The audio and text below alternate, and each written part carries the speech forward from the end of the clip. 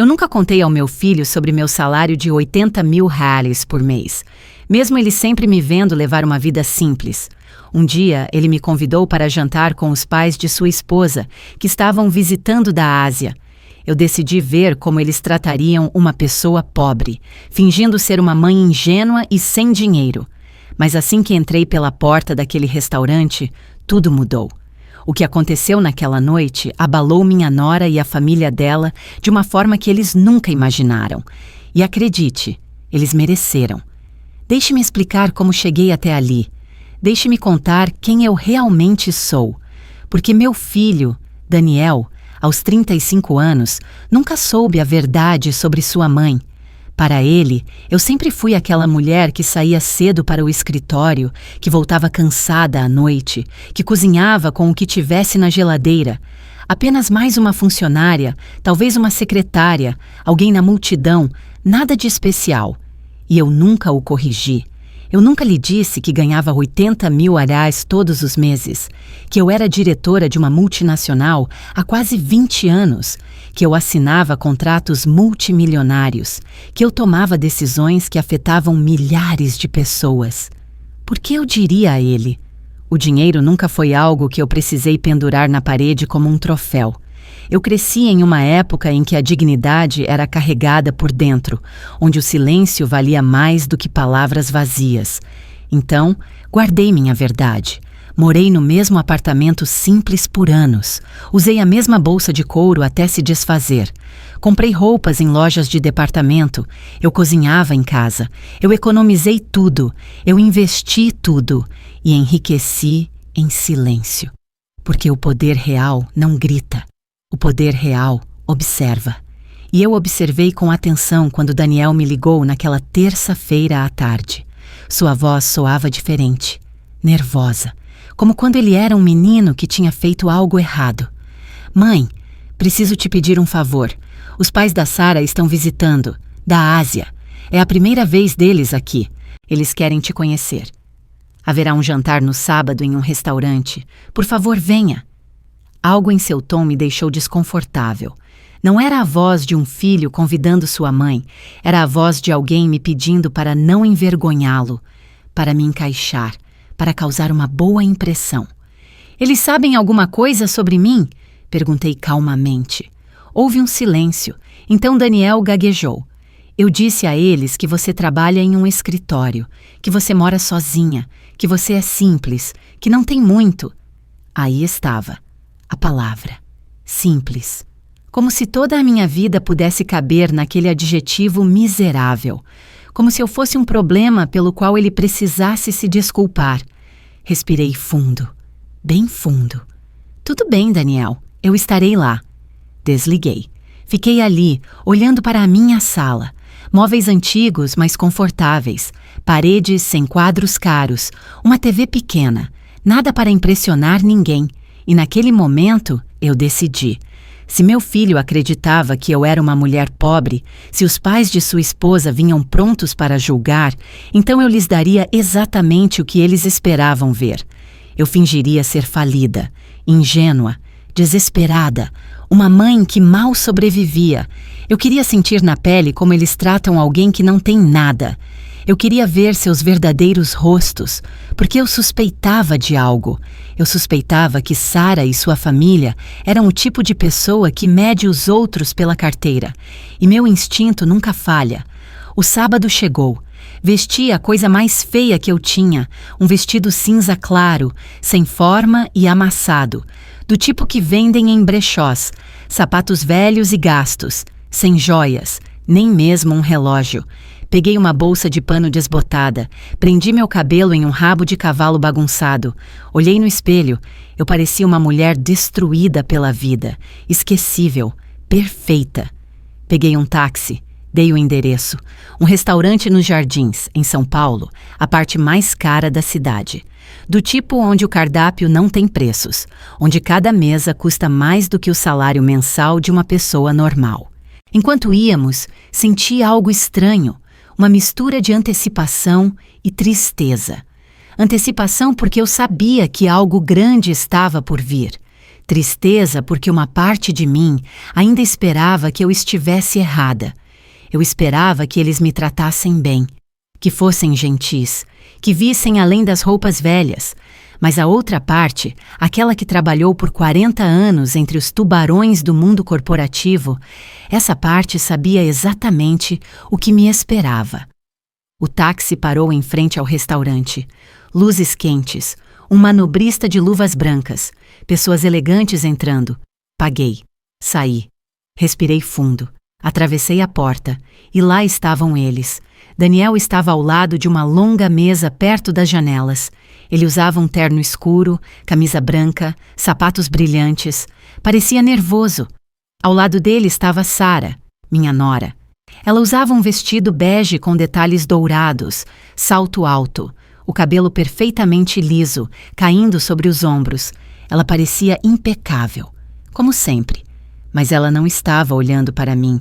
Ela olhava para a entrada com uma expressão tensa, quase envergonhada. E então eu os vi. Os pais de Sara, já sentados à mesa, esperando como reis em seus tronos. A mãe, Sílvia, usava um vestido verde esmeralda justo e brilhante. Joias no pescoço, nos pulsos, nos dedos. O cabelo preto estava preso em um coque elegante. Ela tinha aquele tipo de beleza fria e calculada que intimida. Ao lado dela estava Armando, seu marido. Um terno cinza impecável, um relógio gigante no pulso, uma expressão séria. Ambos pareciam ter saído de uma revista de luxo. Caminhei em direção a eles, lentamente, com passos curtos, como se eu estivesse com medo. Daniel me viu primeiro e seu rosto mudou. Seus olhos se arregalaram. Ele me olhou de cima a baixo. Eu o vi engolir em seco. Mãe, você disse que vinha.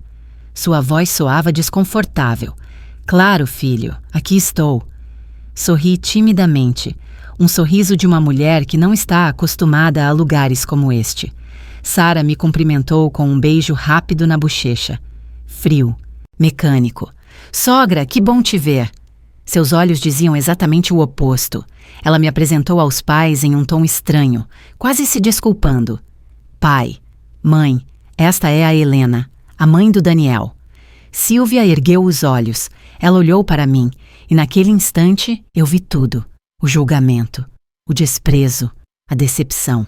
Seus olhos percorreram meu vestido amassado, meus sapatos velhos, minha bolsa de pano.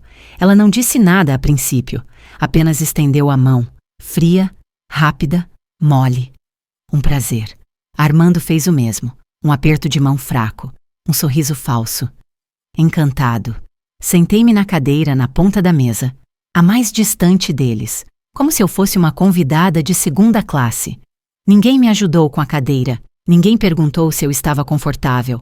O garçom chegou com os cardápios, elegantes, pesados, em francês. Abri um e fingi não entender nada. Sílvia estava me observando. Precisa de ajuda com o menu? Ela perguntou com um sorriso que não alcançava os olhos. Sim, por favor. Não sei o que significam essas palavras. Minha voz saiu baixa, tímida. Ela suspirou. Pediu por mim. Algo simples, ela disse. Algo que não custe muito. Não queremos exagerar. A frase ficou no ar. Armando concordou com a cabeça. Daniel desviou o olhar. Sara mexia no guardanapo. Ninguém disse nada. E eu apenas observei. Sílvia começou a falar. Primeiro sobre coisas gerais, sobre a viagem da Ásia, como o voo foi cansativo, como tudo era diferente aqui. Então ela começou a falar sobre dinheiro. Sutilmente no início, mencionou o hotel em que estavam hospedados, $2.500 por noite. Mencionou o carro que alugaram, um de luxo, obviamente. Mencionou as lojas que visitaram. Compramos algumas coisinhas, nada demais, só alguns milhares de reais. Ela falava enquanto olhava para mim, como se esperasse uma reação, como se esperasse que eu ficasse impressionada. Eu apenas concordava com a cabeça. Que bom, eu dizia. Que adorável, ela continuou. Sabe, Helena, sempre fomos muito cuidadosos com o dinheiro. Trabalhamos duro, investimos bem, agora temos propriedades em 3 países. Armando tem negócios importantes. E bem, eu me dedico a supervisionar nossos investimentos. Ela sorriu. Um sorriso superior. E você, Helena? O que faz exatamente? O tom dela era doce, mas venenoso. Eu trabalho em um escritório, respondi, olhando para baixo. Faço um pouco de tudo. Papelada, arquivo, coisas simples. Silvia trocou um olhar com Armando. Ah, entendo. Trabalho administrativo. Isso é bom. É honesto. Todo trabalho é digno, certo? Claro, respondi. A comida chegou. Pratos enormes com porções minúsculas. Tudo decorado como arte. Silvia cortou seu bife com precisão. Isto custa R$ 400, disse ela. Mas vale a pena. Você paga pela qualidade. Não se pode comer qualquer coisa. Certo, Helena? Eu concordei com a cabeça. Claro, você está certa. Daniel tentou mudar de assunto. Falou sobre o trabalho dele, sobre alguns projetos. Silvia o interrompeu. Filho, sua mãe mora sozinha? Daniel assentiu. Sim, ela tem um apartamento pequeno. Silvia me olhou com falsa piedade. Deve ser difícil, não é? Morar sozinha na sua idade, sem muito apoio, e seu salário, dá para tudo? Senti a armadilha se fechando. Apertado, respondi. Mas eu consigo, economizo onde posso, não preciso de muito. Silvia suspirou dramaticamente. Oh, Helena, você é tão corajosa.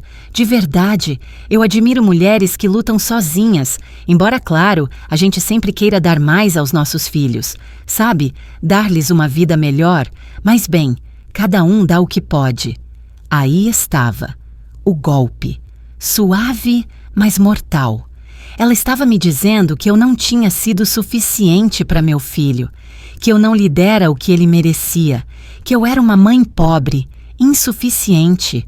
Sara encarava o prato.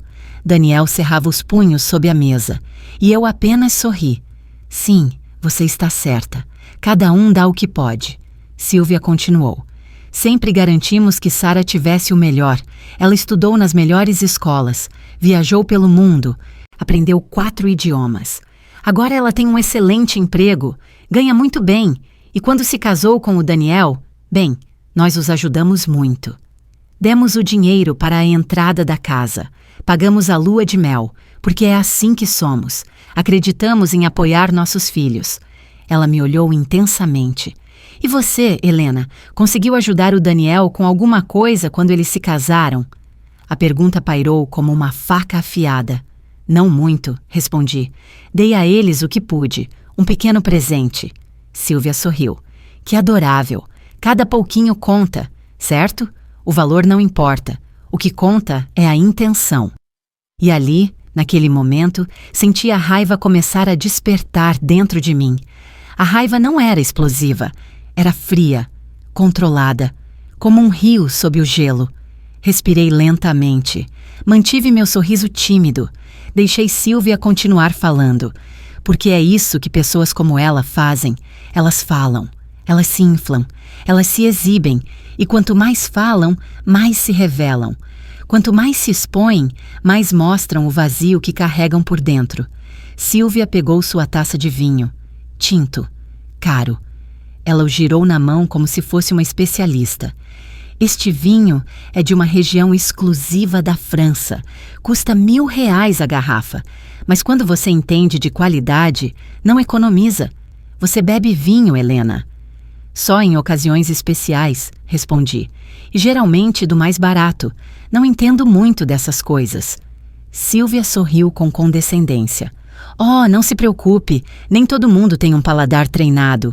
Isso vem com a experiência, com viagens, com educação. Visitamos vinhedos na Europa, na América do Sul e na Califórnia. Armando e eu somos grandes conhecedores. Armando concordou. É um hobby. Algo que gostamos. Sara também está aprendendo. Ela tem bom gosto. Herdou de nós. Ele olhou para Sara com orgulho. Sara deu um sorriso fraco. Obrigada, mãe. Silvia se virou para mim novamente. E você? Helena, tem algum hobby? Algo que gosta de fazer no seu tempo livre? Eu dei de ombros. Assisto TV, cozinho, caminho no parque. Coisas simples. Silvia e Armando trocaram outro olhar. um olhar carregado de significado, com julgamento silencioso. Que adorável, disse Silvia. A simplicidade também tem seu charme, embora, claro, a gente sempre aspire por mais, certo? Ver o mundo, experimentar coisas novas, crescer culturalmente, mas eu entendo que nem todo mundo tem essas oportunidades. Eu assenti. Você está certa. Nem todos nós temos essas oportunidades. O garçom chegou com a sobremesa. Pequenas porções de algo que parecia arte comestível.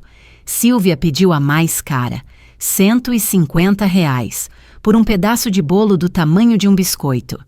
Isso é delicioso, disse ela após a primeira mordida. Tem ouro comestível. Vê esses floquinhos dourados? É um detalhe que só os melhores restaurantes oferecem. Peguei minha sobremesa, mais simples, mais barata. Comi em silêncio. Silvia continuou. Sabe, Helena, acho importante falarmos sobre algo, como família, agora que estamos todos aqui. Ela ergueu os olhos. Sua expressão mudou, tornou-se séria, maternal, falsa. O Daniel é nosso genro e nós o amamos muito. A Sara o ama e nós respeitamos essa decisão, mas como pais, sempre queremos o melhor para nossa filha. Daniel ficou tenso. Mãe, acho que não é a hora. Silvia levantou a mão. Deixe-me terminar. Filho, isso é importante. Ela olhou para mim. Helena, eu entendo que você fez o melhor que pôde com o Daniel. Sei que criá-lo sozinha não foi fácil, e eu te respeito por isso, de verdade. Mas agora o Daniel está em outra fase da vida. Ele é casado, tem responsabilidades, e a Sara e ele merecem ter estabilidade. Estabilidade? Perguntei em voz baixa. Sim, respondeu Silvia. Estabilidade financeira, emocional. Nós ajudamos muito e continuaremos a ajudar, mas também achamos importante que o Daniel não tenha nenhum fardo desnecessário. O significado dela era claro. Ela estava me chamando de fardo. Eu, a mãe do genro dela, a mãe do marido da filha dela. Sara encarava o prato como se quisesse desaparecer. A mandíbula de Daniel estava tensa. Fardos, repeti. Silvia suspirou. Não quero parecer dura, Helena, mas na sua idade, morando sozinha com um salário limitado, é natural que o Daniel se preocupe com você, que ele sinta que tem que cuidar de você. E tudo bem, ele é um bom filho, mas não queremos que essa preocupação afete o casamento dele. Você me entende? Perfeitamente, respondi. Silvia sorriu. Que bom.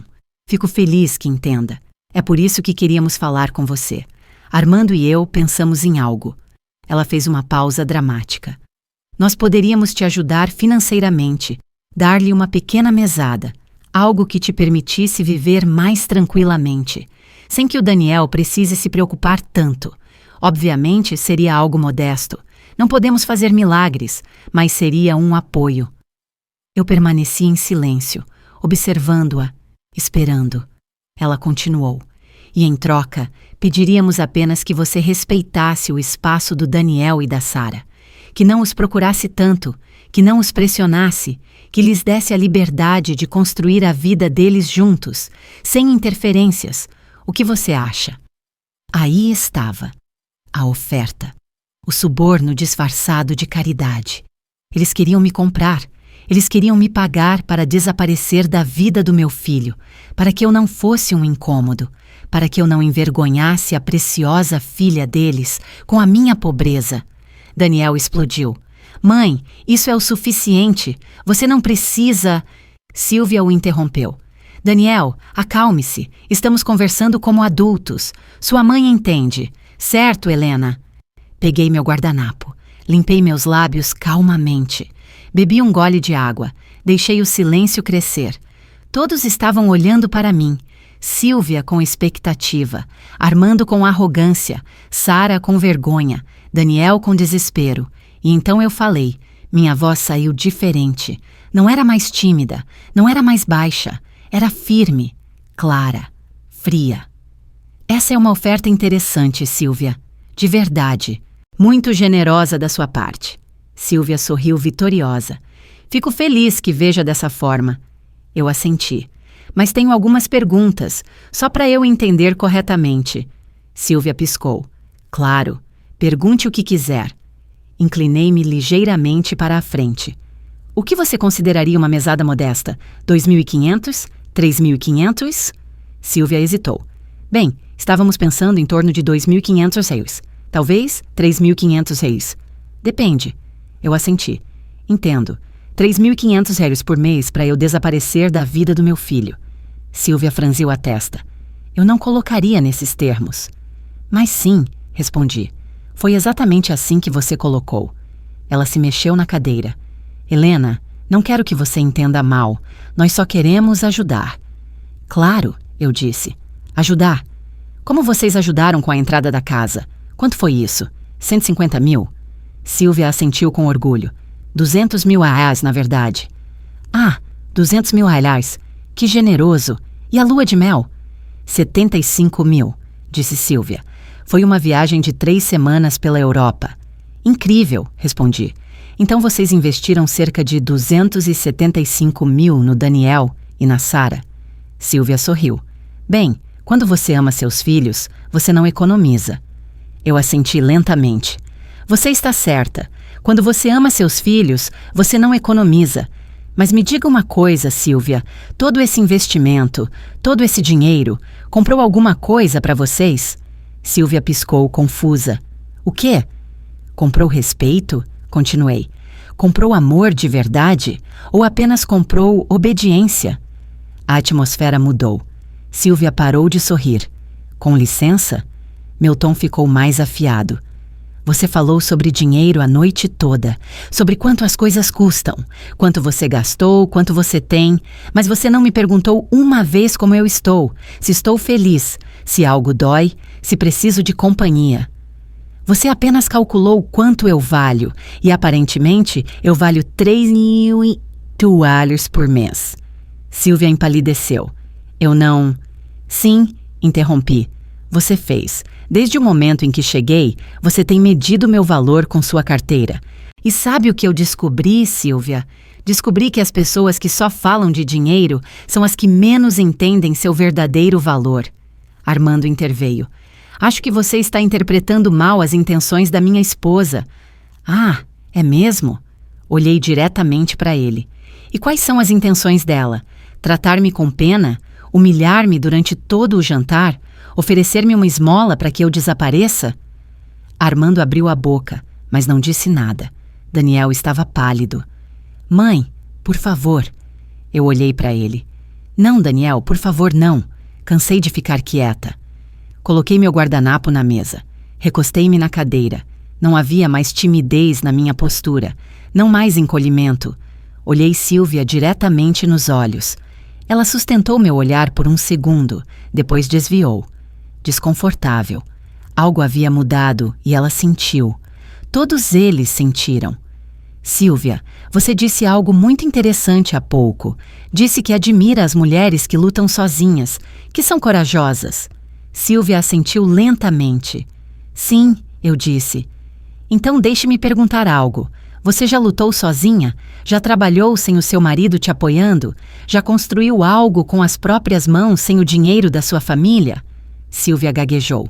Eu tenho minhas próprias conquistas. Como o quê? Perguntei com curiosidade genuína. Diga-me. Silvia arrumou o cabelo. Eu administro nossos investimentos, supervisiono propriedades, tomo decisões importantes em nossos negócios. Eu assenti. Negócios que seu marido construiu, propriedades que vocês compraram juntos, investimentos feitos com o dinheiro que ele gerou. Ou estou errada? Armando interveio, irritado. Isso não é justo. Minha esposa trabalha tanto quanto eu. Claro, respondi calmamente. Não duvido que ela trabalhe, mas há uma diferença entre administrar dinheiro que já existe e criá-lo do zero, entre supervisionar um império que você herdou e construí-lo tijolo por tijolo. Você não acha? Silvia contraiu os lábios. Não sei aonde você quer chegar com isso, Helena. Deixe-me explicar, respondi. 40 anos atrás, eu tinha 23 anos. Era secretária em uma pequena empresa. Ganhava um salário mínimo, morava em um quarto alugado, comia a comida mais barata que conseguia encontrar e eu estava sozinha, completamente sozinha. Daniel estava me encarando. Eu nunca lhe contara isso com tantos detalhes. Continuei. Um dia engravidei, o pai desapareceu, minha família me virou as costas. Tive que decidir se continuava ou desistia. Escolhi continuar. Trabalhei até o último dia da minha gravidez. Voltei a trabalhar 2 semanas depois que o Daniel nasceu. Uma vizinha o olhava durante o dia. Eu trabalhava 12 horas por dia. Fiz uma pausa. Bebi um pouco de água. Ninguém falou. Mas não continuei como secretária. Estudei à noite, fiz cursos, aprendi inglês na biblioteca pública, aprendi contabilidade, finanças, gestão. Tornei-me especialista em coisas que ninguém me ensinou. Tudo por conta própria. Tudo enquanto criava um filho sozinha. Tudo enquanto pagava aluguel, comida, remédios, roupas. Silvia encarava o prato. Sua arrogância começava a desmoronar. E sabe o que aconteceu, Silvia?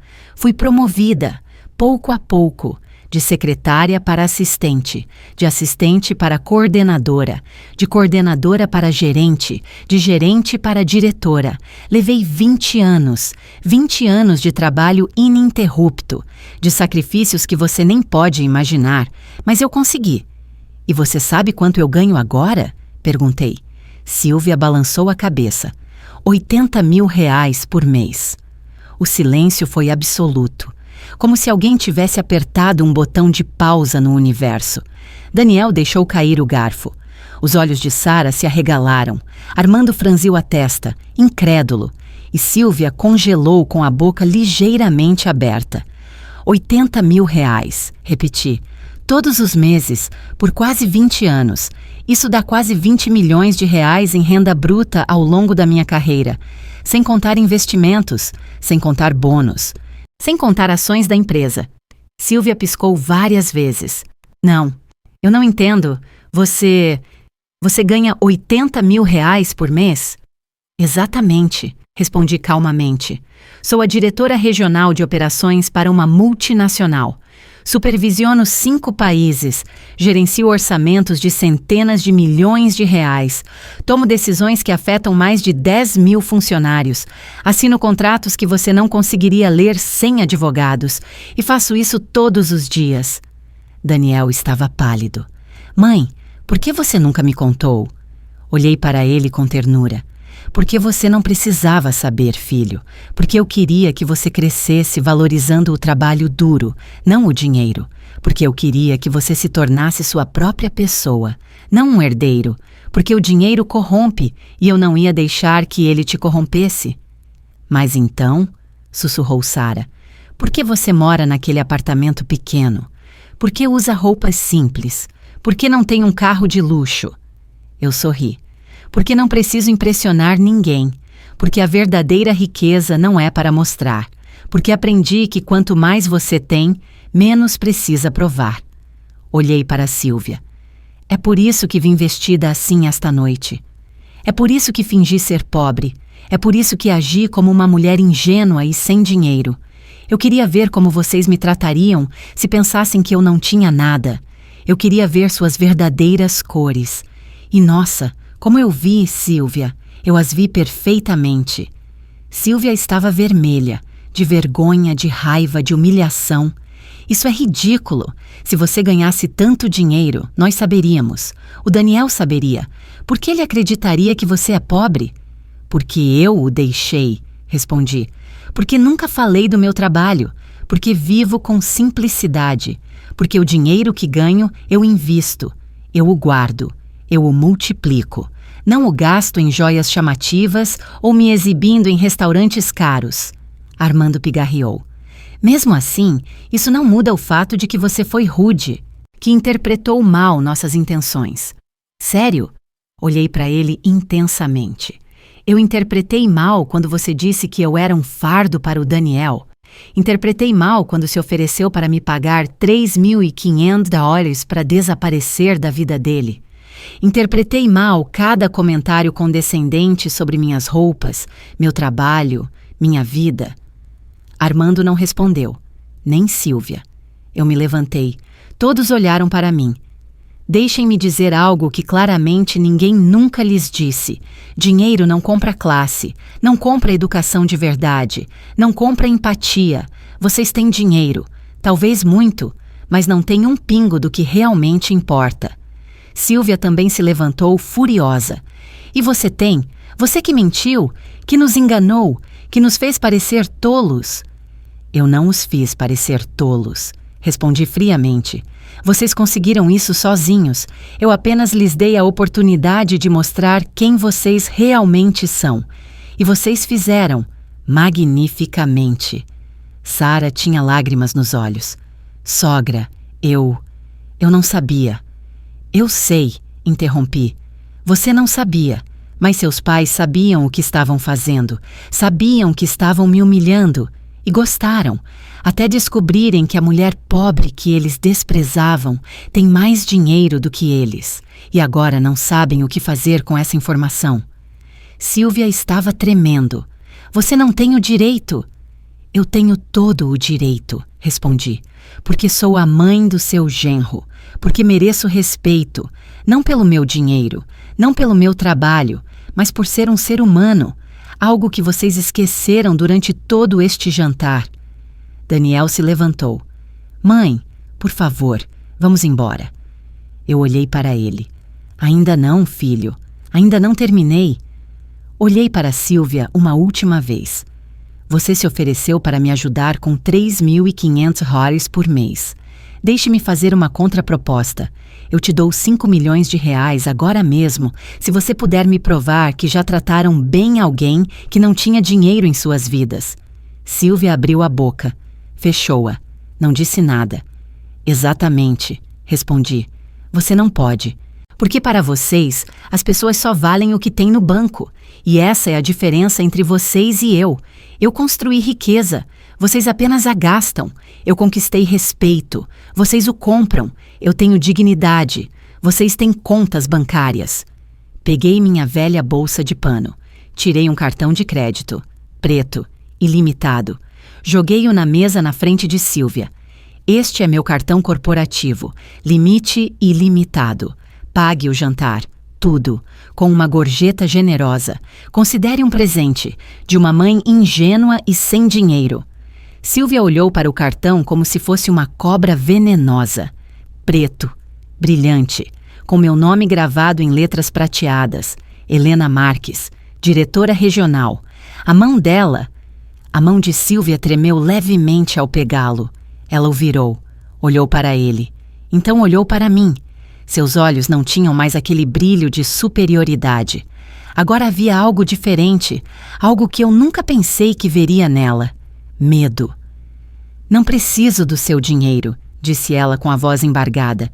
Eu sei, respondi, mas eu também não precisei da sua pena. E, no entanto, você me ofereceu durante todo o jantar. Então, aceite como um gesto de cortesia ou educação. Algo que você claramente não aprendeu, apesar de todas as suas viagens à Europa. Armando bateu suavemente na mesa. Chega. Isso saiu do controle. Você está nos desrespeitando. Respeito, repeti. Que interessante você usar essa palavra agora. Onde estava o seu respeito quando sua esposa me perguntou se meu salário era suficiente para viver? Onde estava quando ela sugeriu que eu era um fardo para o meu filho? Onde estava quando ela se ofereceu para me comprar para que eu desaparecesse? Armando cerrou a mandíbula. Sílvia só queria ajudar. Não, corrigi. Sílvia queria controlar.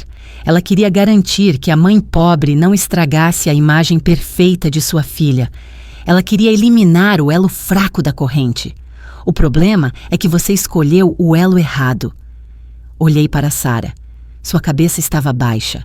Suas mãos estavam em seu colo, tremendo. Sara, eu disse suavemente. Ela levantou o olhar. Lágrimas escorriam por suas bochechas. Me desculpe, ela sussurrou. Sinto muito. Eu não sabia que meus pais... Não termine essa frase, eu a interrompi. Porque você sabia. Talvez não soubesse do meu dinheiro, mas você sabia como seus pais são. Você os conhece. Sabe como eles tratam as pessoas que consideram inferiores, e você não fez nada para detê-los. Sara soluçou. Eu queria dizer algo, mas eles são meus pais. Eu sei, respondi. E Daniel é meu filho, e mesmo assim eu o deixo tomar suas próprias decisões.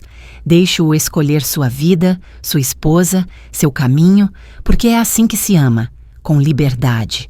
Não com controle, não com dinheiro, não com manipulação.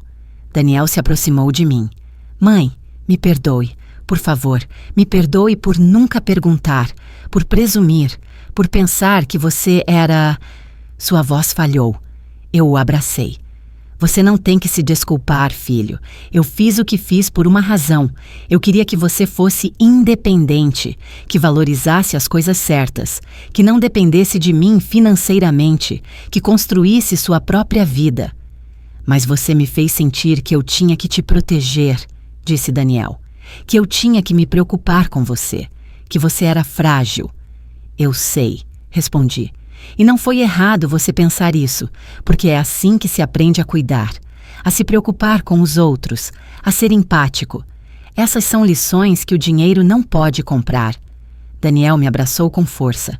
Sinto muito mesmo. Silvia ainda estava de pé, rígida, observando a cena com uma mistura de confusão e raiva contida. Isso não muda nada, disse ela finalmente. Você mentiu, você nos enganou, veio aqui com intenções ocultas, agiu de má fé.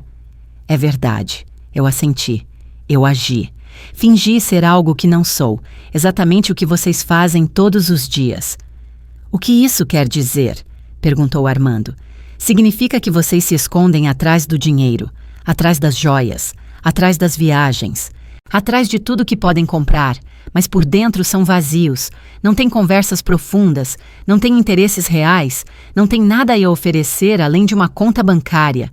Silvia riu, uma risada seca e amarga. Vindo de alguém que mentiu a noite toda, isso é hipocrisia.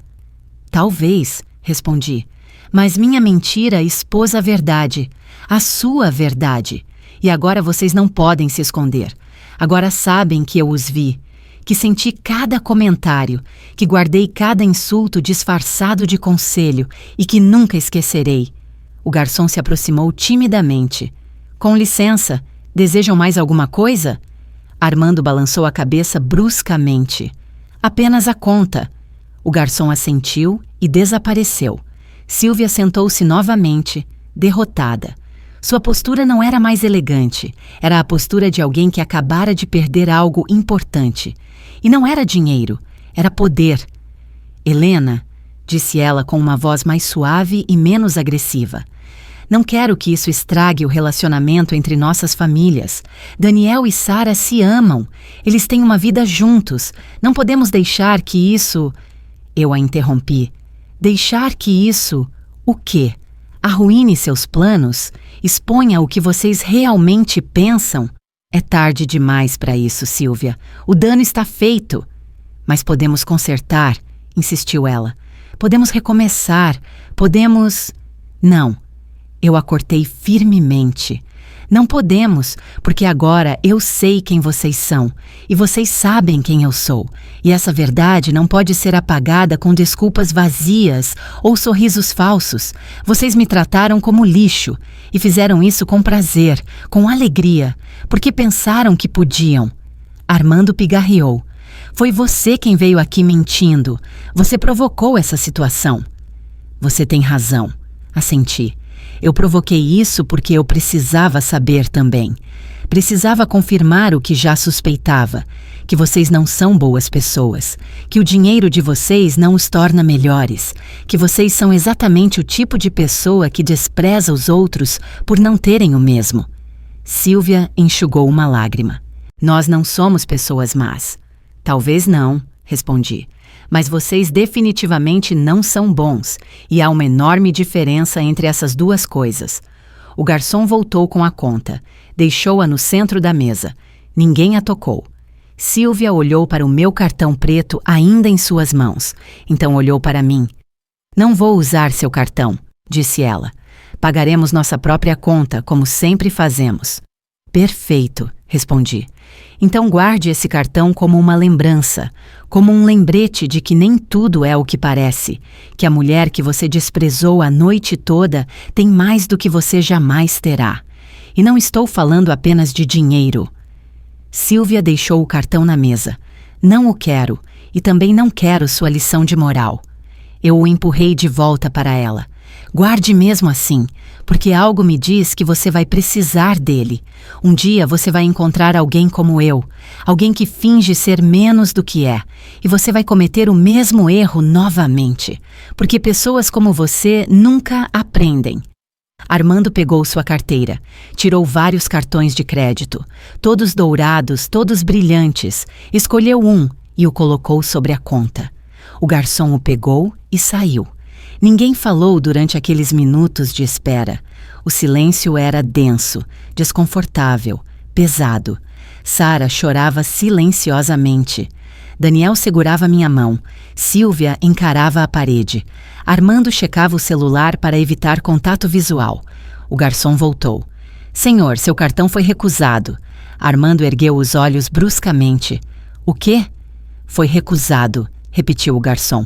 O senhor tem outra forma de pagamento? Armando ficou vermelho. Isso é impossível. Esse cartão tem um limite altíssimo. Deve ser um erro do sistema. O garçom deu de ombros. Posso tentar novamente, se o senhor quiser. Armando lhe entregou outro cartão. O garçom saiu. Sylvia olhou nervosamente para o marido. O que aconteceu? Não sei, respondeu Armando irritado. Deve ser um erro do banco. Talvez tenham congelado a conta por segurança. Acontece às vezes quando se viaja. Eu assenti com falsa compreensão. Claro, essas coisas acontecem. Que inconveniente. O garçom voltou novamente. Desculpe, senhor.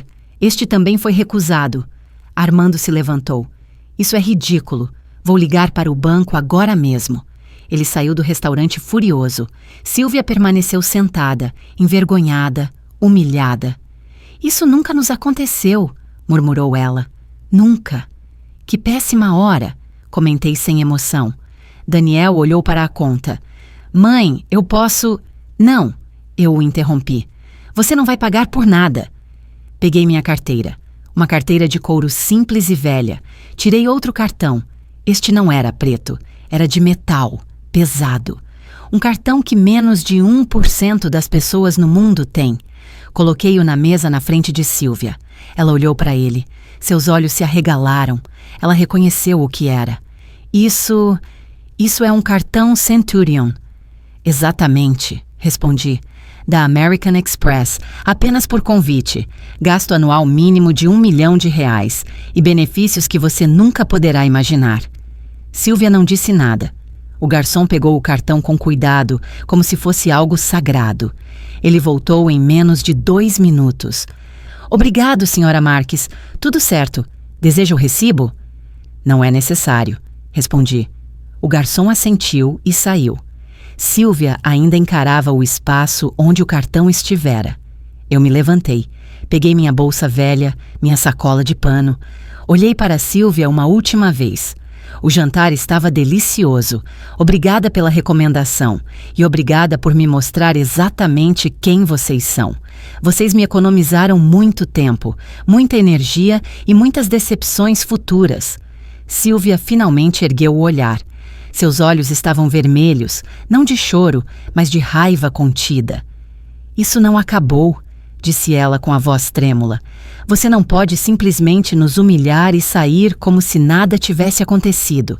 Sara é nossa filha. Daniel é nosso genro. Nós ainda seremos família. Você vai ter que nos ver. Eu sorri. Você está certa.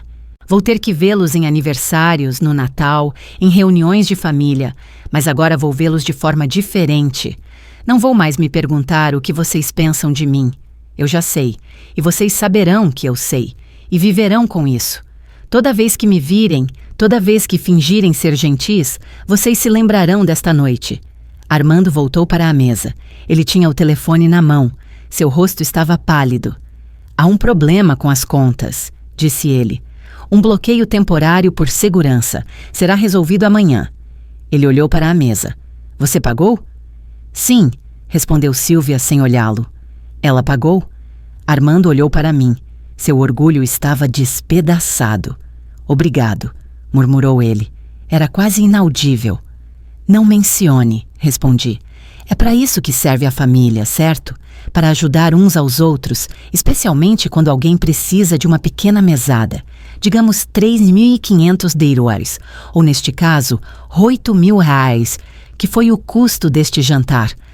Armando fechou os olhos. Silvia cerrou os punhos no colo. Daniel se aproximou. Mãe, vamos embora. Por favor, já chega. Eu olhei para ele. Você tem razão. Já chega. Virei-me para Sara. Ela ainda chorava silenciosamente. Sara, eu disse suavemente. Ela levantou a cabeça. Você não tem culpa de como seus pais são. Ninguém escolhe a família, mas você escolhe como age, como trata os outros, como criará seus próprios filhos um dia. Sara assentiu entre as lágrimas. Sinto muito, sussurrou ela novamente. Não se desculpe de novo, eu disse a ela. Apenas aprenda. Aprenda que o dinheiro não define as pessoas, que a humildade não é fraqueza, que respeitar os outros não custa nada e que se um dia você tiver filhos, ensine-os a ver o coração das pessoas, não suas contas bancárias. Sara soluçou mais forte. Daniel a abraçou. Silvia estava olhando para o lado. Armando checava o telefone novamente, evitando todo contato visual. Dirigi-me para a saída. Dei alguns passos, depois parei. Virei-me uma última vez. Ah, Silvia, mais uma coisa. Ela olhou para mim. Lembra quando você disse que fala 4 idiomas? Silvia franziu a testa. O que isso tem a ver com alguma coisa? Apenas curiosidade, respondi. Em qual desses 4 idiomas você aprendeu a ser gentil? Porque claramente não foi em nenhum deles. Silvia abriu a boca, mas nenhuma palavra saiu. Exatamente, eu disse. Você pode falar 100 idiomas diferentes e ainda assim não dizer nada que valha a pena ouvir. Saí do restaurante. Daniel caminhava ao meu lado. O ar fresco da noite bateu em meu rosto. Respirei fundo. Parecia que um peso enorme havia sido tirado dos meus ombros. Não um peso físico, mas emocional. O peso de fingir, de tolerar, de ficar em silêncio. Daniel pegou meu braço. Mãe, você está bem? Perfeitamente bem, respondi. Melhor do que nunca. E você? Daniel suspirou. Não sei. Estou processando tudo. Não consigo acreditar que você nunca me contou sobre seu trabalho, sobre seu dinheiro, sobre tudo que conquistou. Eu parei. Olhei-o nos olhos. Isso te incomoda? Ele balançou a cabeça rapidamente. Não, claro que não.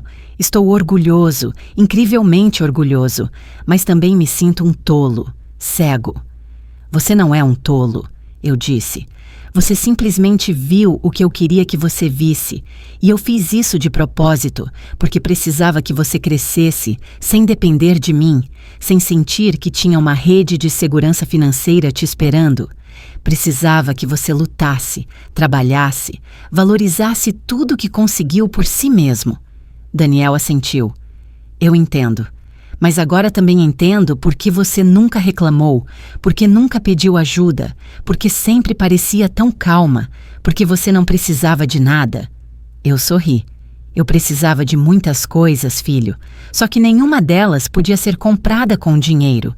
Eu precisava ver você crescer, ver você se tornar um bom homem, ver você tomar as decisões certas, e você fez, à sua maneira. Até se casando com a Sara? Ele perguntou com a voz fraca. Até se casando com a Sara, respondi. Ela não é seus pais. Ela pode aprender, ela pode mudar. Mas isso depende dela e de você, de como construirão seu relacionamento, de quais valores escolherão seguir. Daniel ficou em silêncio, processando, pensando. Um táxi parou na nossa frente. Eu o havia chamado enquanto saíamos. Abri a porta. Daniel me deteve. Mãe, posso te perguntar uma coisa? Claro. Por que você fez isso? Por que veio fingindo ser pobre? Por que não apenas disse a verdade desde o início? Fechei a porta do táxi. Virei-me para ele. Porque eu precisava saber, filho. Precisava confirmar se minhas suspeitas eram verdadeiras, se a família da Sara era realmente como eu imaginava.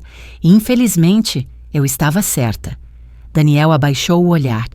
Sinto muito. Você não tem que se desculpar por eles, eu disse, mas você tem que decidir que tipo de marido quer ser, que tipo de pai quer ser um dia. O que você quer dizer? Ele perguntou. Quero dizer, você acabou de ver duas maneiras muito diferentes de lidar com dinheiro e poder, a dos seus sogros e a minha. Eles usam para controlar, para humilhar, para se sentirem superiores. Eu uso para ter liberdade, para ajudar sem me exibir, para viver em paz. Você decide qual caminho seguir. Daniel assentiu lentamente. Entendi. Abri a porta do táxi novamente. Entrei. Abaixei o vidro. Daniel se aproximou. Mãe, uma última pergunta. Diga. Você vai perdoar a Sílvia e o Armando algum dia? Pensei por um momento. Perdoar não significa esquecer, respondi. Nem significa deixar acontecer de novo. Posso perdoá-los um dia, quando vir uma mudança real, quando eles virem as pessoas como pessoas, não como números. Mas até lá, serei simplesmente educada, distante e extremamente cuidadosa. E eu? Perguntou Daniel. Você me perdoa por não perguntar, por presumir, por permitir que essa cena acontecesse? Olhei para ele com ternura. Filho, não há nada a perdoar. Você fez o que achou certo. Queria que suas famílias se conhecessem. Isso é lindo. O que aconteceu depois não foi sua culpa. Foi deles, e um pouco minha também, porque decidi jogar o jogo deles. Daniel sorriu fracamente. Você venceu. Eu venci, assenti. Mas não me sinto vitoriosa. Sinto-me cansada e triste, porque confirmei algo que não queria confirmar. Que há pessoas que nunca mudarão, que há famílias desestruturadas mesmo que tenham dinheiro, que há vazios que nenhuma conta bancária pode preencher. O motorista do táxi pigarreou. Senhora, vamos? Sim, respondi. Me dê um segundo. Olhei para Daniel mais uma vez. Vá até a Sara, converse com ela, ouça-a, apoie-a. Mas também seja honesto. Diga a ela como se sentiu esta noite. Diga a ela o que espera da família dela e dela. Porque se você não estabelecer limites agora, isso vai acontecer de novo, repetidas vezes. Eu vou, prometeu Daniel. Eu te amo, mãe, e digo isso com mais sinceridade agora do que nunca, porque agora sei quem você realmente é, e você é incrível. Eu sorri. Eu também te amo, filho. Sempre amei, sempre amarei. Não importa quanto dinheiro eu tenha ou não tenha, porque o amor não tem preço, e essa é uma lição que a Sílvia e o Armando nunca aprenderão. Daniel se afastou do táxi. Fiz um sinal para o motorista. Podemos ir. O táxi partiu. Olhei pela janela. Vi Daniel voltando para o restaurante com os ombros caídos, pensativo. Provavelmente voltando para encontrar Sara, para encarar seus sogros, para ter conversas difíceis. E me senti orgulhosa, porque isso significava que ele estava amadurecendo, que estava aprendendo, que estava escolhendo ser melhor do que o exemplo que acabara de testemunhar. O táxi se movia pelas ruas iluminadas da cidade. Fechei os olhos. Pensei em tudo o que havia acontecido, cada palavra, cada olhar, cada momento tenso. E me perguntei se tinha feito a coisa certa, se tinha sido muito dura, muito cruel, muito vingativa. Mas então me lembrei de cada insulto disfarçado, de cada comentário condescendente, de cada olhar de desprezo. E soube que não tinha sido nada demais, que tinha sido simplesmente honesta. Finalmente. O táxi percorria as ruas vazias da noite. As luzes dos prédios passavam rapidamente pela janela. Abri minha velha bolsa de pano e peguei meu celular. Um celular simples, nada chamativo, nada que chamasse a atenção. Eu tinha 3 mensagens não lidas. Uma da minha assistente perguntando sobre uma reunião de segunda-feira, outra de um colega me parabenizando por um negócio fechado e uma de um número desconhecido. Abri a mensagem desconhecida.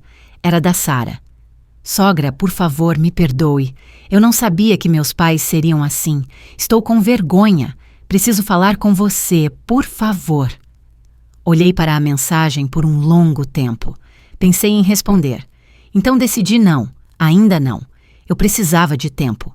Ela também precisava. Palavras apressadas pela culpa raramente significam algo real. A verdadeira mudança leva tempo. Reflexão. Ação consistente. Guardei o telefone. O motorista do táxi me olhou pelo retrovisor. Desculpe perguntar, senhora. Está tudo bem? Levantei o olhar e encontrei o dele. Sim, tudo bem. Por quê? É que a senhora entrou muito quieta.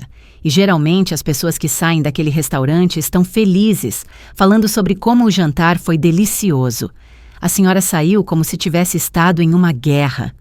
Eu sorri levemente. Algo assim? Foi tão óbvio. Ele deu de ombros. Dirijo o táxi há 20 anos. Já vi de tudo. Bêbados, pessoas brigando, casais terminando, famílias discutindo, e a senhora tem aquele rosto de alguém que acabou de dizer algo que estava guardando há anos. Você é perspicaz, eu disse a ele. É o meu trabalho, respondeu ele. Além disso, ajuda a passar o tempo. Quer falar sobre isso? Não precisa. Mas às vezes, ajuda a contar para um estranho, alguém que não vai te julgar, alguém que não te conhece. Considerei sua oferta. Era tentador, mas balancei a cabeça. Obrigada, mas acho que já falei o suficiente por um dia. Ele assentiu. Entendo. Mas deixe-me dizer uma coisa. O que quer que tenha acontecido lá, a senhora fez a coisa certa. Eu sei porque está calma, não está chorando, não está gritando, está processando. E isso significa que falou a sua verdade. E a verdade sempre traz paz, mesmo que doa. Suas palavras me surpreenderam. Ele era um homem mais velho, talvez na casa dos 60, com cabelos grisalhos e mãos de trabalhador. Um homem simples, como eu fingia ser. O senhor acredita na verdade? Perguntei a ele. Acredito na honestidade, respondeu ele. Nem sempre na verdade absoluta, porque a verdade muda dependendo de quem a conta. Mas a honestidade não. Honestidade é dizer as coisas como você as sente, sem máscaras, sem mentiras, mesmo que doa, mesmo que seja desconfortável, mesmo que lhe custe algo. Eu assenti. Você está certo. Minha esposa sempre me dizia que eu era muito direto, continuou ele, que eu dizia as coisas sem filtro, que machucava as pessoas sem querer, e talvez ela estivesse certa. Mas ela também me dizia que nunca duvidou de mim, porque sabia que o que saía da minha boca era real, não calculado, não manipulado, apenas real. Eu sorri. Ela parece uma boa mulher. Ela era, respondeu ele. Faleceu há 5 anos. Sinto muito, eu disse sinceramente. Ele balançou a cabeça. Não sinta. Tivemos 40 anos juntos, 40 anos de honestidade, de brigas, de reconciliações, de risadas, de lágrimas, e nem um único dia eu fui dormir me perguntando o que ela realmente estava pensando, porque ela sempre dizia, e eu também, isso é um presente. Você está certo, murmurei. É um presente. O táxi parou em um sinal vermelho. Posso lhe perguntar algo pessoal? Disse o motorista. Pode. A senhora é rica? A pergunta me pegou de surpresa. Não pela pergunta em si, mas pela maneira direta como ele a fez. Por que pergunta? Porque eu a peguei em um restaurante de R$1.000 por pessoa, mas está vestida como alguém que compra em lojas de departamento. Tem uma bolsa velha, sapatos gastos, mas fala como uma executiva. Se porta como alguém com poder e pagou meu táxi com notas novas e nítidas, que tirou de uma carteira que parece ter 20 anos. Observador, comentei. Parte do trabalho, repetiu ele. Então você é? Depende de como você define rico, respondi. Se está falando de dinheiro, sim, eu tenho o suficiente, mais do que o suficiente. Se está falando de felicidade, então também sim. Tenho paz, saúde, um filho que amo, um trabalho que me apaixona. Isso me torna rica de muitas maneiras. Ele assentiu satisfeito. Eu sabia que tinha algo. Pessoas verdadeiramente ricas não precisam mostrar. O sinal ficou verde. O táxi avançou. Então, o que aconteceu naquele restaurante? Perguntou ele. Se não for muito intrometido. Fingi ser pobre, respondi, para ver como eles me tratariam. Ele soltou uma gargalhada. Sério? Isso é brilhante. E como eles te trataram? Como lixo, eu disse sem emoção. Eles me humilharam, me ofereceram caridade, me trataram como se eu fosse invisível, menos que humana. Ele parou de rir. Sinto muito. Isso deve ter doído. Um pouco, admiti, mas também me confirmou algo, que eu estava certa sobre aquelas pessoas, que elas não valiam meu tempo, que não mereciam meu respeito, e agora elas sabem, agora sabem quem eu sou, e vão ter que viver com essa vergonha. O motorista assobiou baixinho. Aposto que foi épico. Foi, sorri. Definitivamente foi. Chegamos ao meu prédio, um prédio antigo, de classe média, nada luxuoso, nada impressionante, mas confortável, seguro, meu lar. O motorista estacionou. Ele olhou para o prédio. A senhora mora aqui? Moro aqui, confirmei. Ele balançou a cabeça maravilhado. A senhora é realmente algo especial. A maioria das pessoas com dinheiro se muda para áreas caras, para prédios com porteiros, com segurança particular, com academia e piscina. A senhora vive como uma pessoa normal. Eu sou uma pessoa normal, respondi. Só tenho mais dinheiro que a maioria, mas isso não me torna diferente, não me torna melhor. O dinheiro é apenas uma ferramenta, não uma identidade. Ele sorriu. Gostaria que mais pessoas pensassem assim. O mundo seria um lugar melhor. Peguei minha carteira.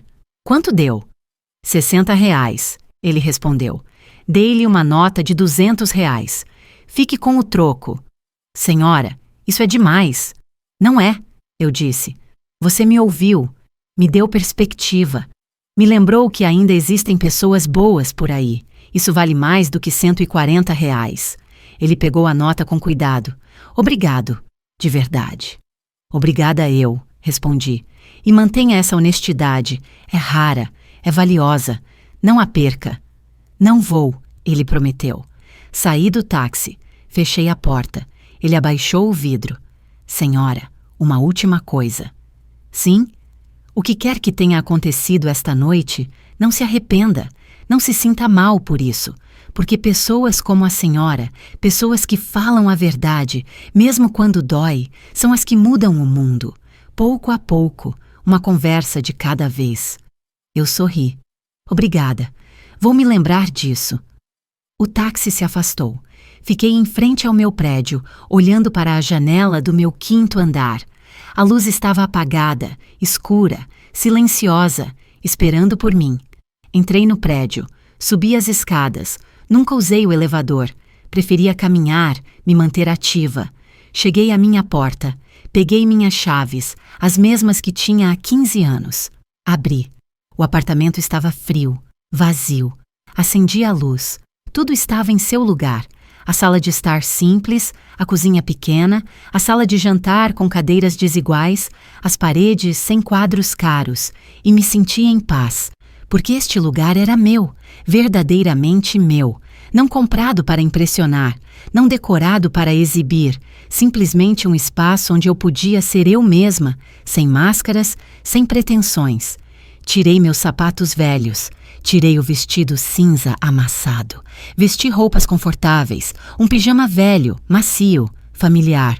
Fiz um chá para mim, sentei no sofá, liguei a TV, o noticiário, nada de interessante. Desliguei. Sentei-me em silêncio, pensando, processando, sentindo.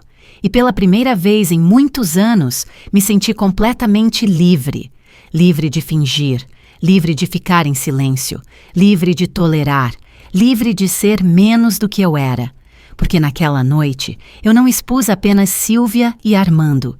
Eu também me libertei das expectativas, dos julgamentos, da necessidade de esconder quem eu era. E isso não tinha preço, mais do que qualquer número em minha conta bancária. Meu telefone vibrou. Outra mensagem, desta vez de Daniel.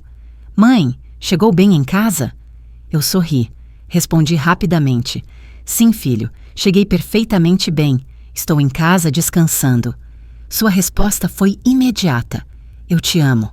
Obrigado por tudo. Por ser quem você é. Por me ensinar. Por nunca desistir. Fechei os olhos. Senti uma lágrima escorrer pelo meu rosto. Não de tristeza, de alívio, de amor, de gratidão. Respondi: eu também te amo. Sempre. Coloquei o telefone de lado. Bebi meu chá. Olhei ao redor do meu apartamento simples, meu santuário, minha verdade. E sorri. Porque no final do dia, não importava quanto dinheiro eu tinha, não importava quão alto eu tinha subido na minha carreira. A única coisa que importava era isso, este momento, esta paz, esta honestidade comigo mesma. Acordei cedo no domingo, como sempre. 40 anos de trabalho me treinaram para levantar com o sol. Mesmo sendo meu dia de folga, meu corpo não sabia mais dormir até tarde. Fiz café, forte, sem açúcar. Sentei-me perto da janela com uma xícara quente nas mãos. Observei a cidade acordar, os vendedores abrindo suas barraquinhas, as pessoas caminhando para algum lugar. A vida continuava, como sempre, indiferente aos dramas pessoais. Meu telefone começou a tocar. Era um número familiar. Daniel, atendi. Bom dia, filho. Sua voz soava cansada. Mãe, preciso falar com você. Aconteceu alguma coisa? Muita coisa, respondeu ele. Sara e eu conversamos por horas ontem à noite. Os pais dela estavam lá também. Foi intenso. Bebi um gole de café. Conte-me.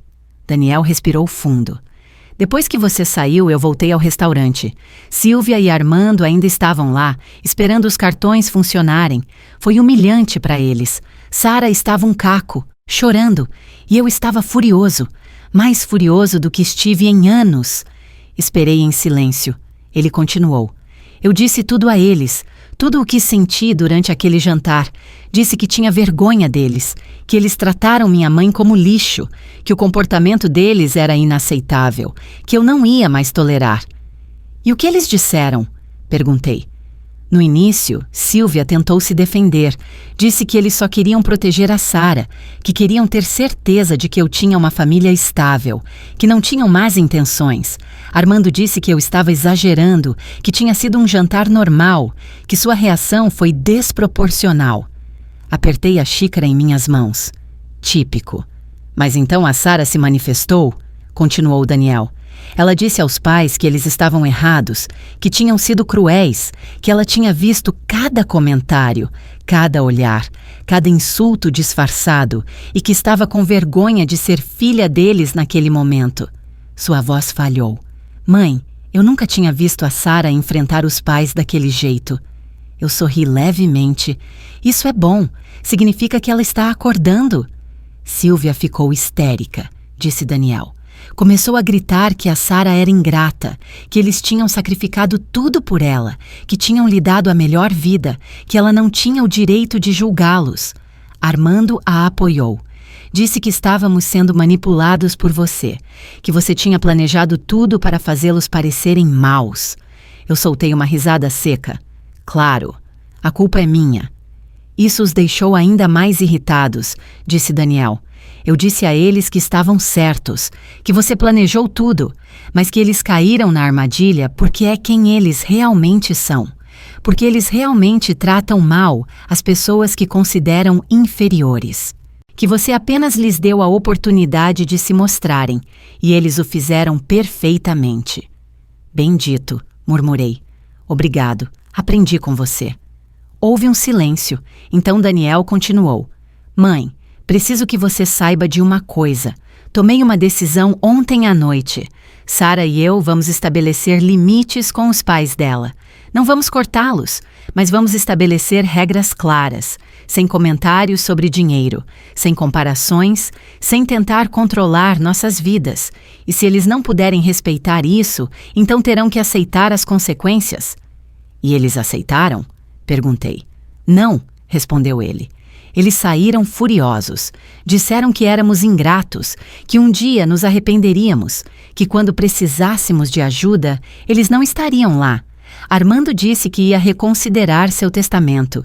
Silvia disse que a Sara tinha escolhido a família errada. Balancei a cabeça. Chantagem emocional, o último recurso de pessoas sem argumentos. Exatamente, disse Daniel. Mas não funcionou. Sara se manteve firme. Eu também.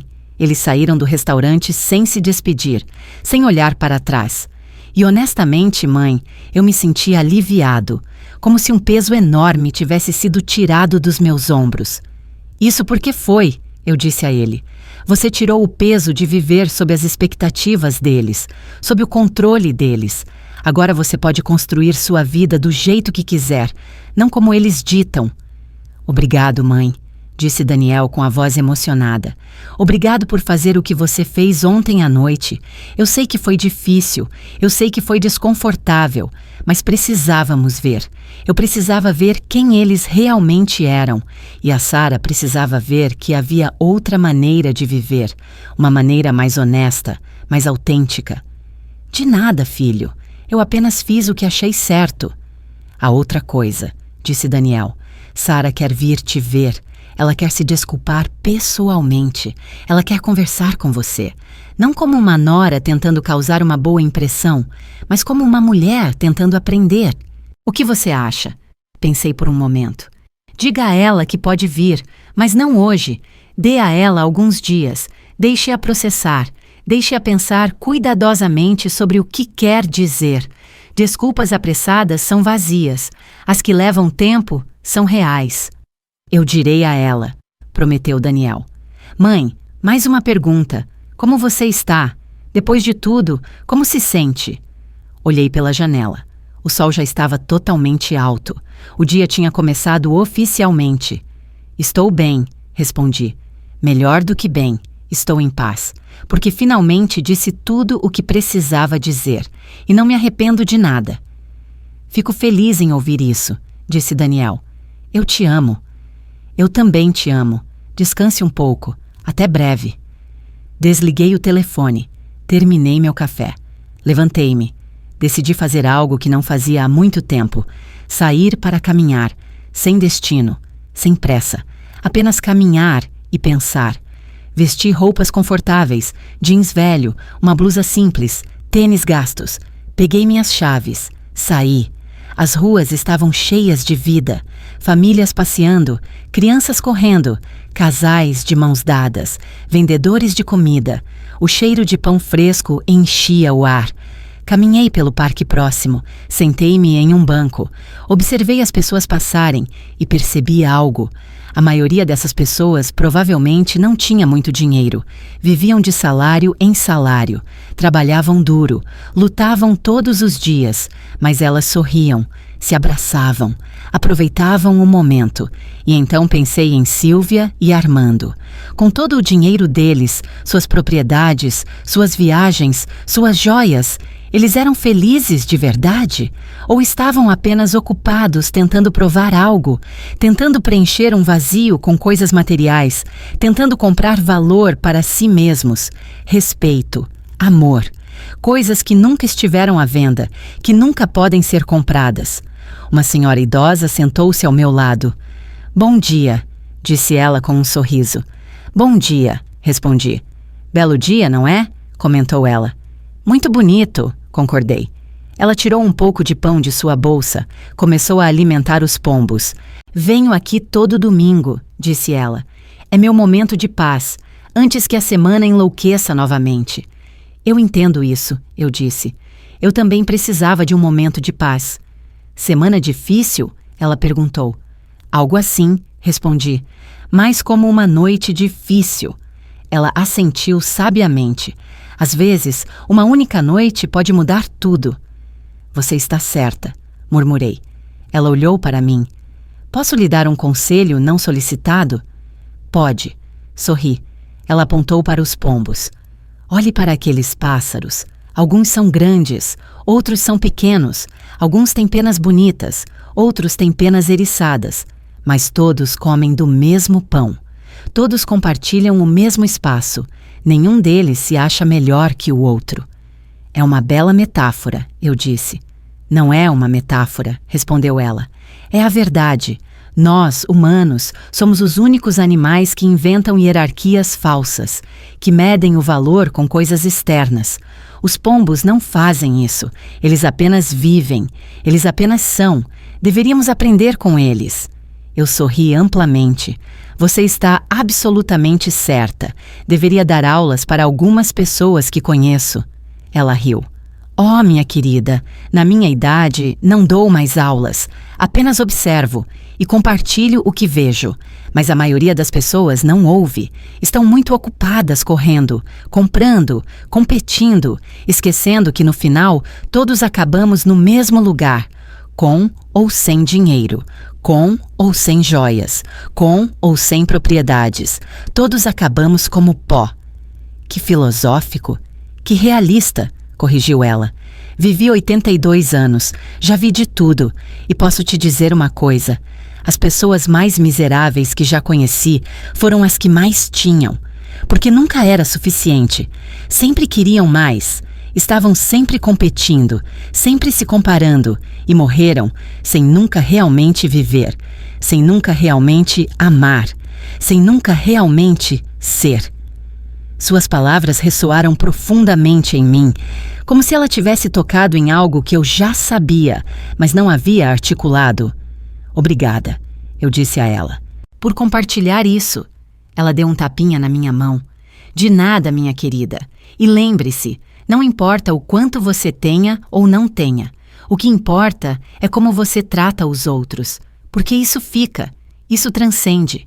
Essa é a única herança que vale a pena deixar. Ela se levantou lentamente, guardou sua bolsa vazia, acenou em despedida. Tenha um lindo domingo. Você também, respondi.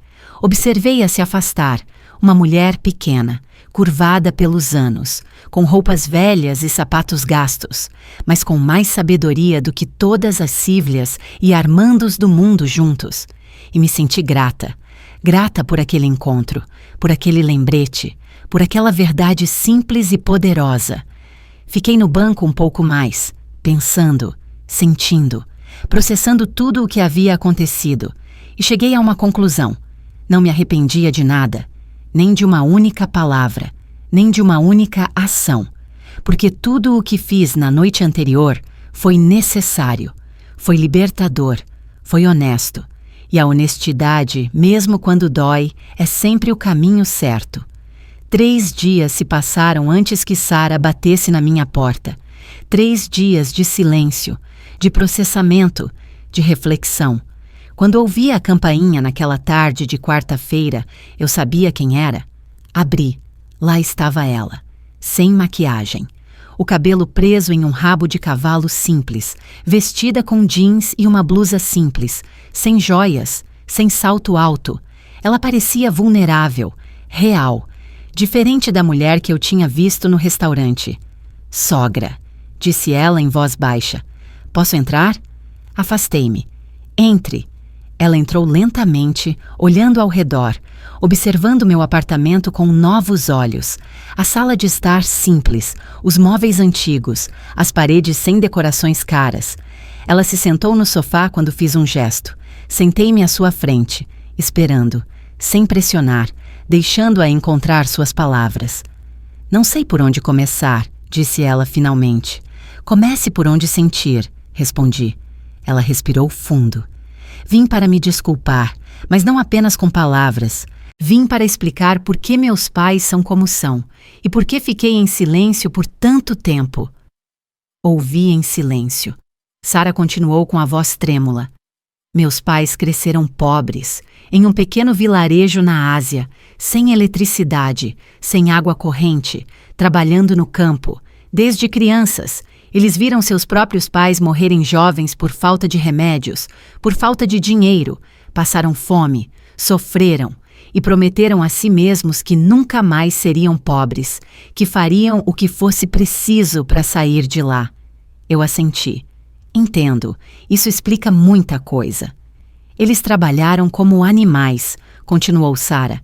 Economizaram cada centavo, migraram em busca de oportunidades. Armando construiu seu negócio do zero, literalmente do zero, E quando começaram a ganhar dinheiro, nunca esqueceram como era não ter nada. É por isso que falam tanto sobre isso. É por isso que medem tudo por esse padrão. Porque para eles, dinheiro significa sobrevivência, segurança, nunca mais voltar para aquele lugar escuro. É compreensível, eu disse. O trauma faz coisas estranhas com as pessoas. Sarah assentiu. Mas isso não justifica como eles te trataram. Eu sei, e quero que você saiba que eu vi tudo. Cada comentário, cada olhar, cada insulto. E fiquei em silêncio porque passei minha vida inteira fazendo isso, calando-me, aceitando, deixando-os controlar tudo, porque eles me ensinaram que contradizê-los era traição, era ingratidão. E agora? Perguntei. Agora eu entendo que estava errada, respondeu ela. Que amor não é controle, que família não é obediência cega, que posso amá-los e ainda assim discordar deles. O Daniel me ajudou a ver isso. Você me ajudou a ver isso. Naquela noite no restaurante, quando você se revelou, quando disse tudo a eles, foi como se uma venda fosse retirada dos meus olhos. Sarah enxugou as lágrimas. Eu sempre soube que algo estava errado. Sempre senti que a maneira como eles mediam as pessoas estava incorreta, mas eu me convenci de que era eu, que eu era muito sensível, que não entendia o mundo, mas você me mostrou que não, que existe outra maneira de viver, uma maneira onde o dinheiro não define seu valor, onde a humildade é força, onde a autenticidade é riqueza. Bebi um gole de água. Sarah, eu não vim naquela noite para te mudar. Vim para me proteger, para saber com quem estava lidando. Eu sei, respondeu ela, e eu te agradeço por isso, porque sua honestidade brutal me salvou. Me salvou de me tornar minha mãe, de perpetuar esse ciclo, de ensinar aos meus futuros filhos que as pessoas valem o que têm. Eu não quero isso, não quero ser isso. E seus pais? Perguntei. Como estão depois de tudo isso? Sarah suspirou. Furiosos, magoados, humilhados. Silvia não fala comigo há 3 dias. Armando me mandou uma mensagem dizendo que eu o decepcionei, que escolhi estranhos em vez do meu próprio sangue, que me arrependeria um dia. Ela fez uma pausa. E sabe o que é estranho? Não me sinto mal. Sinto-me livre. Isso é bom, eu disse. Significa que você tomou a decisão certa. Sarah assentiu. Daniel e eu estabelecemos limites. Dissemos a eles que podem fazer parte de nossas vidas, mas apenas se nos respeitarem, se respeitarem nossas decisões, se pararem de tentar nos controlar com dinheiro ou chantagem emocional. E se não puderem fazer isso, então terão que aceitar um relacionamento distante. Como eles reagiram a isso? Perguntei. Mal, respondeu Sarah. Silvia disse que éramos ingratos, que eles tinham sacrificado tudo por mim. Armando ameaçou me deserdar, cortar toda a ajuda financeira, como se essa fosse a única coisa que nos importasse, como se nosso amor por eles dependesse do dinheiro deles. E foi aí que percebi. Eles realmente acreditam nisso, realmente acham que o valor deles está na carteira. É triste, comentei. Muito triste, concordou Sarah. Porque eles têm tanto e não aproveitam nada, apenas acumulam, competem, exibem-se, mas nunca param para se perguntar se são felizes, se têm paz, se têm conexões reais com as pessoas. Apenas contam suas propriedades e se sentem vitoriosos, enquanto por dentro estão vazios. Ela ficou quieta por um momento, então me olhou diretamente. Sogra, quero te pedir uma coisa. Pode pedir. Quero aprender com você. Quero que me ensine a viver com dignidade, a ser rica sem precisar mostrar, a ter paz no meio do caos, a ser forte sem ser cruel. Porque naquela noite eu vi algo em você que nunca vi nos meus pais. Vi classe, vi poder real, vi uma mulher que não precisava gritar para ser ouvida. Eu sorri com ternura. Sarah, eu não posso te ensinar isso. Isso se aprende vivendo, cometendo erros, caindo, levantando. A única coisa que posso fazer é compartilhar minha experiência e te dizer que o caminho não é fácil, que você enfrentará críticas, julgamentos, pessoas que não entenderão porque você vive de forma diferente. Mas se você se mantiver fiel a si mesma, se viver de acordo com seus valores, você encontrará a paz, e essa paz vale mais do que qualquer número. Eu quero tentar, disse Sara. Quero ser melhor, não apenas pelo Daniel, por mim, porque mereço viver sem essa pressão constante, sem essa necessidade de impressionar, sem esse medo de não ser o suficiente. Então faça, eu disse a ela, mas não faça tudo de uma vez. Faça aos poucos. Comece questionando seus hábitos, suas compras, suas motivações. Pergunte-se antes de cada decisão. Isso é para mim ou para os outros? Isso me traz paz ou apenas aparência? Sara assentiu, tomando notas mentais. E meus pais? Você acha que eles vão mudar algum dia? Olhei para ela com honestidade. Não sei. A mudança exige que você reconheça um problema, e eles não acreditam que tem um. Acreditam que o mundo está errado, que as pessoas são ingratas, que eles são vítimas. Até que vejam isso, nenhuma mudança é possível. Mas você pode mudar, você pode quebrar o ciclo. Eu vou, ela prometeu, com a ajuda do Daniel. E espero que com sua orientação também. Você não precisa da minha orientação, respondi. Você só precisa da sua bússola interior. Aquela voz que te diz o que é certo e o que é errado. Aquela voz que você silenciou por anos para agradar seus pais. Ouça-a, confie nela, siga-a. Sara enxugou suas últimas lágrimas. Obrigada, sogra, por tudo, pela sua paciência, pela sua honestidade, por não desistir de nós. Não há nada a agradecer, eu disse. Apenas me prometa uma coisa. Quando tiver filhos, ensine-lhes o valor das pessoas, não o preço. Ensine-lhes empatia, humildade, gentileza, coisas que não custam dinheiro, mas valem tudo.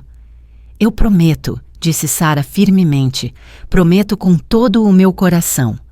Nós nos abraçamos, um abraço real, quente, honesto, sem atuação, sem máscaras, apenas duas mulheres se conectando como humanas. Sara foi embora 1 hora depois, mais leve, mais livre, com esperança nos olhos.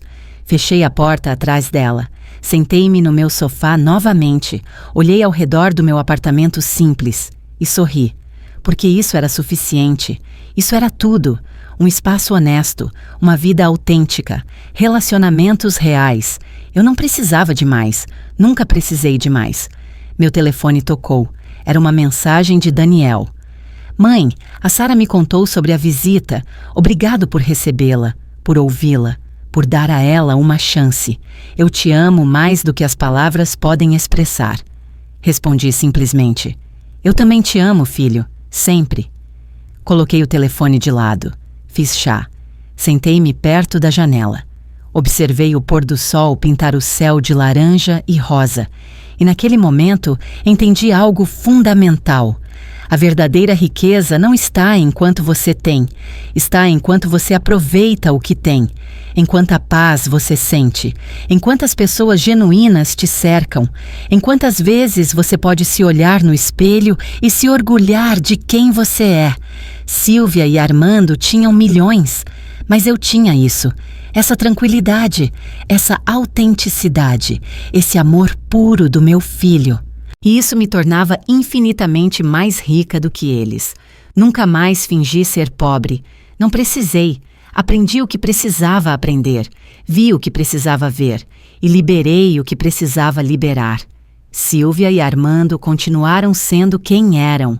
Ricos em dinheiro. Pobres de espírito. Mas esse não era mais meu problema. Eu tinha falado minha verdade, tinha estabelecido meus limites, tinha protegido minha paz. E pela primeira vez em muito tempo, não precisei fingir quem eu era. Eu apenas era. Helena, mãe, executiva, mulher, sobrevivente, lutadora. Rica de todas as maneiras que realmente importavam. E isso era mais do que suficiente. Era tudo.